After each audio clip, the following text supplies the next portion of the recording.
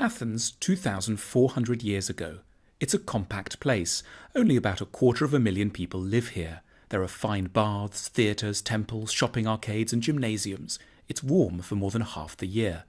This is also home to the world's first true and probably greatest philosopher, Plato. Born into a prominent and wealthy family in the city, Plato devoted his life to one goal, helping people to reach a state of what he termed eudaimonia, or fulfillment. Plato is often confused with Socrates. Socrates was an older friend who taught Plato a lot but didn't write any books. Plato wrote lots of them, 36, all dialogues, beautifully crafted scripts of imaginary discussions in which Socrates is always allotted a starring role, among them the Republic, the Symposium, the Laws, the Meno, and the Apology. Plato had 4 big ideas for making life more fulfilled. First big idea: think more. We rarely give ourselves time to think carefully and logically about our lives and how to lead them. Sometimes we just go along with what the Greeks called doxa, or popular opinions. In the 36 books he wrote, Plato showed this common sense to be riddled with errors, prejudice, and superstition. Fame is great, follow your heart, money is the key to a good life. The problem is, popular opinions edge us towards the wrong values, careers, and relationships. Plato's answer is, know yourself.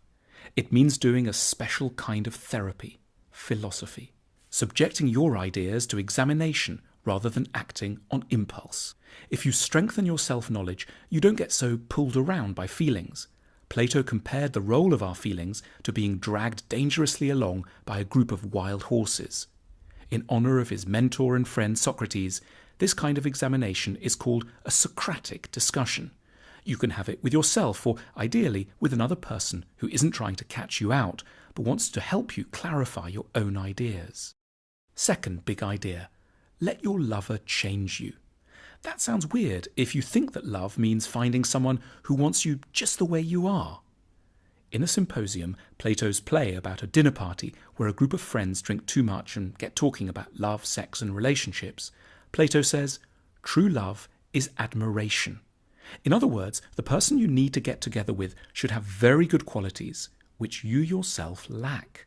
Let's say they should be really brave or organised or warm and sincere. By getting close to this person, you can become a little like they are. The right person for us helps us grow to our full potential. For Plato, in a good relationship, a couple shouldn't love each other exactly as they are right now. They should be committed to educating each other and to enduring the stormy passages this inevitably involves. Each person should want to seduce the other into becoming a better version of themselves. 3. Decode the message of beauty. Everyone pretty much likes beautiful things, but Plato was the first to ask, why do we like them? He found a fascinating reason.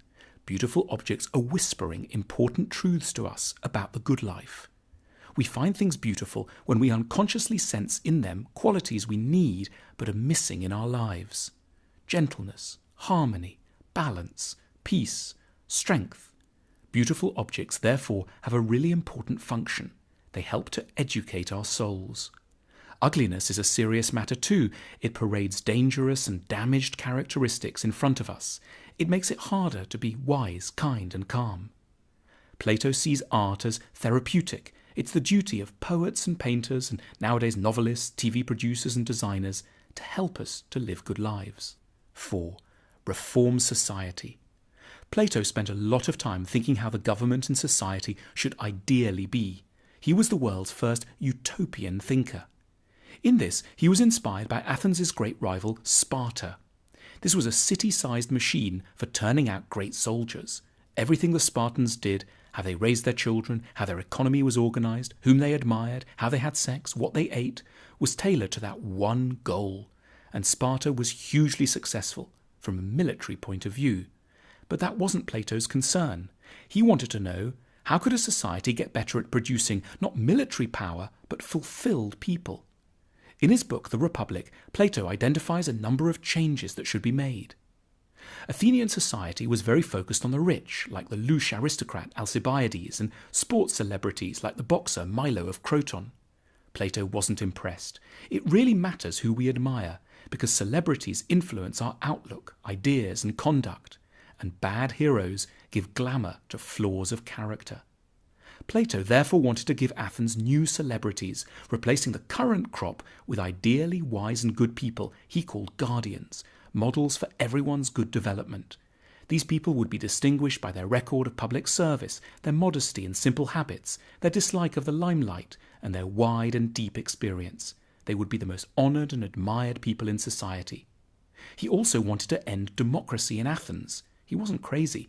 He just observed how few people think properly before they vote, and therefore we get very substandard rulers.